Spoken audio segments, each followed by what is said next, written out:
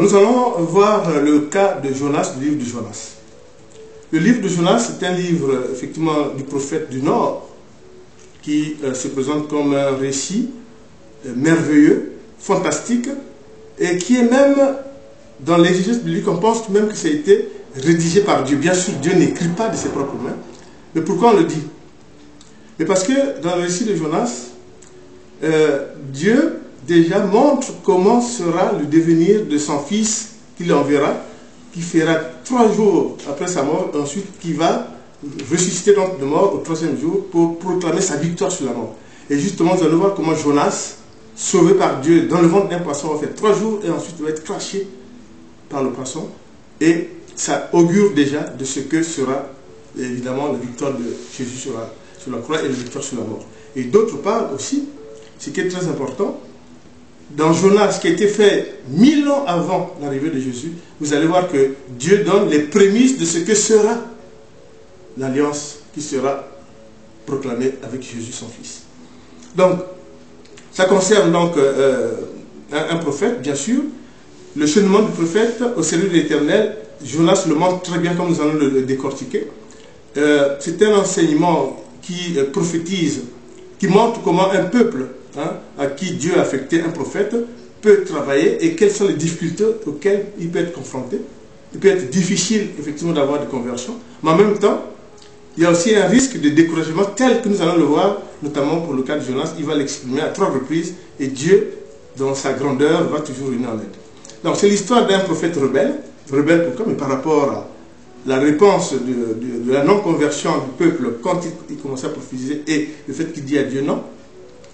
Alors, donc, c'est l'histoire d'un prophète rebelle, mais que Dieu va aider face à son positionnement par rapport aux décisions de Dieu, au comportement du peuple de Ninive, ville païenne non juive. Déjà, ça vous place le décor. Ville païenne non juive. Et ce qui est très important, je vous ai dit la caution du livre, je ne reviens pas dessus, je l'ai déjà dit, c'est que c'est vraiment probablement écrit par Dieu de ce qu'il attend des prophètes. Il nous faut beaucoup de Jonas dans les sociétés et nous allons voir pourquoi. Donc c'est pour ça que Jésus lui-même va en parler une fois confronté, vous vous souvenez, à la réalité de la génération de Jérusalem, de Nazareth, et qui était réticent à ses enseignements, qui était réticent à ses prédications. Il leur a dit, il y a le signe de Jonas, c'est-à-dire que vous avez en face de vous quelqu'un, vous ne reconnaissez pas le Messie, mais c'est Dieu en personne, le Fils de Dieu, qui prophétise, et vous doutez, c'est le signe de Jonas, parce que Jonas avait quand même réussi, en fin de compte, à ce que le peuple se convertisse, et de cela, Jésus dira ce qui vous attend à la fin des temps. Alors, Dieu donc va avertir que Ninive va passer en jugement pour ce qui s'y passe, il n'est pas content, et charge Jonas de l'annoncer à Ninive, et si elle change son comportement, ils auront la grâce de Dieu. Jonas, qui prophétisait, qui était leur prophète d'une ville païenne, se rebelle. Il dit, il n'est pas question que Ninive puisse mériter la grâce de Dieu. Donc, dans tout le jeu, il dit, c'est pas possible. Ceux que je suis en train, avec lesquels je travaille, qui ne comprennent rien, qui ne me suivent pas, ne peuvent pas mériter la grâce de Dieu, alors que Dieu lui dit, il faut absolument que tu leur dises qu'ils vont passer en jugement. Alors, comme Jonas n'est pas d'accord, c'est le premier refus, il décide de s'enfuir loin de Dieu. Pense-t-il? On ne peut pas fuir loin de Dieux. Même lui, le prophète, sachant ça, mais il pense fuir loin de Dieu. Il prend un bateau, mais malheureusement pour lui, Dieu, effectivement, il y a la tourmente dans le bateau, les gens ont plus peur, le jettent à l'eau, pensant le tuer, et Dieu le sauve. Dieu le sauve, il est dans le ventre d'un poisson 3 jours, ensuite il est craché à terre. C'est le premier refus de Jonas qui demande pardon. Quand Dieu l'a craché, il a vu que Dieu l'a sauvé, il demande pardon.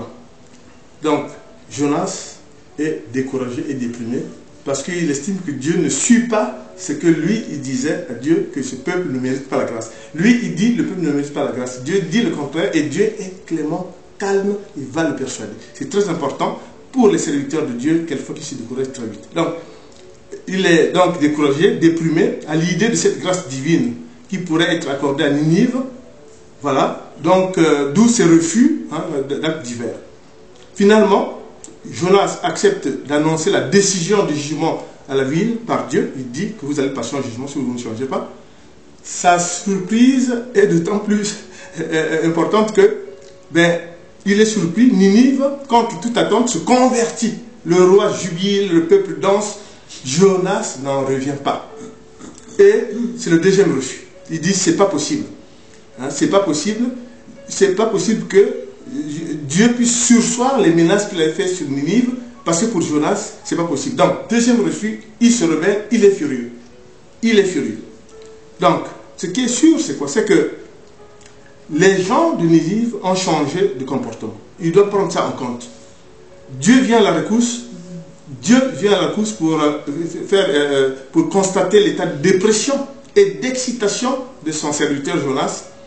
Et il fait preuve de bonté divine. Il fait preuve de bonté divine.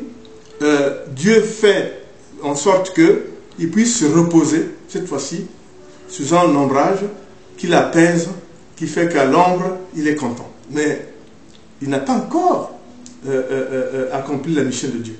Parce que Dieu l'aime beaucoup. Et qu'est-ce qu'il va faire Dieu? Il dit, bon, bien sûr, tu es apaisé par l'ombrage du ricin, mais un ver va piquer le ricin et le ricin va mourir. Un ver va piquer le ricin et le ricin va mourir, il n'y a plus d'ombrage. Évidemment, Jonas est furieux. Jonas est furieux, tellement furieux que Dieu est toujours calme. Alors, donc Dieu le fait reposer à l'ombre d'un ricin pour que Jonas s'apaise, à nouveau éprouvé, car un ver va piquer ce ricin et l'arbre va mourir. Et le troisième énervement de Jonas qui refuse vraiment d'accepter ce que Dieu veut faire, la grâce au peuple nu. Dieu montre à Jonas alors que comment cela se fait-il pour un arbre, tu t'énerves, alors que pour un peuple qui s'est converti, tu n'as pas l'empathie de la grâce divine. Et Jonas prend conscience, effectivement. Hein? Donc pour un peuple qui se convertit par rapport à un arbre qui meurt, Jonas demande à nouveau pardon et comprend son égoïsme de grâce. Et je vous disais tout à l'heure que le livre de Jonas est un livre écrit par Dieu. Pourquoi? Parce que Dieu, par ça, proclame que la grâce n'est pas réservée aux Hébreux seulement. La grâce est universelle. La grâce est réservée au peuple aussi, le Ninive, le peuple païen. Et c'est déjà ce que apportera le Christ avec la nouvelle alliance. Et déjà, dans le livre de Ninive, nous vous apportons un nouveau concept qui est que la grâce n'est pas réservée aux Hébreux, la grâce est universelle. Donc le peuple ninive s'est converti et Dieu lui a finalement accordé sa grâce après son jugement. La sagesse et la grâce de Dieu est universelle. Hein? Pas seulement pour le peuple hébreu. Grande leçon de Dieu à tous les serviteurs, à tous les chrétiens. C'est très important. Hein? Le livre de Jonas a été écrit probablement par la main de Dieu parce que Jésus lui-même, qui est venu 1000 ans après Jonas, il dit devant la génération de Nazareth que vous n'écoutez pas. C'est le signe de Jonas parce que Jonas a prophétisé jusqu'à ce que le peuple se convertisse. Or là, vous avez plus que Jonas et pourtant vous avez le Christ, le Messie. Et à la fin des temps, il y a la reine du Midi qui s'était convertie auprès de Salomon, au roi, effectivement, d'Abraham, d'Isaac et de Jacob, pour dire combien que la conversion est importante. Et c'est pour ça qu'on dit que dans les populations actuelles, il faut des Jonas. Il faut beaucoup de Jonas. Pourquoi? Mais parce qu'il faut persévérer. Il faut... Bon, bien sûr, Dieu est magnanime, Dieu a la mansuétude. Donc, souvenez-vous de l'empathie. L'empathie doit caractériser le chrétien. L'empathie doit caractériser le serviteur de Dieu. Jonas dit, non, ce peuple-là ne mérite pas la grâce de Dieu. Mais c'est Dieu qui donne la grâce. Ce n'est pas un homme qui donne la grâce. Et Jonas l'a compris. Le livre de Jonas est un livre de haute spiritualité parce qu'il est merveilleux, fantastique et avec présage et probablement écrit par Dieu. Ça c'est sûr parce que Jésus, comme vous l'avez vu 1000 ans après, va effectivement parler effectivement du fait que la grâce est universelle, pas seulement au peuple hébreu, et Dieu l'a montré. Et ce qui est encore très important, le ricin qui était un arbre, Jonas, bon, bien sûr, Dieu a fait que le ver pique le ricin, et Jonas s'énerve, et il dit, mais tu t'énerves pour un arbre mort, mais le peuple qui s'est converti, tu n'y crois pas, tu te rebelles, et Dieu est magnanime, et Jonas a compris à demander pardon. Donc, souvenez-vous que nous, ce que nous apportons dans cette évangélisation par rapport au livre de Jonas, c'est que le serviteur de Dieu exprime son découragement, et Dieu détecte qu'il est découragé, il fuit, il revient, détecte qu'il est en période de dépression, et Dieu vient au secours.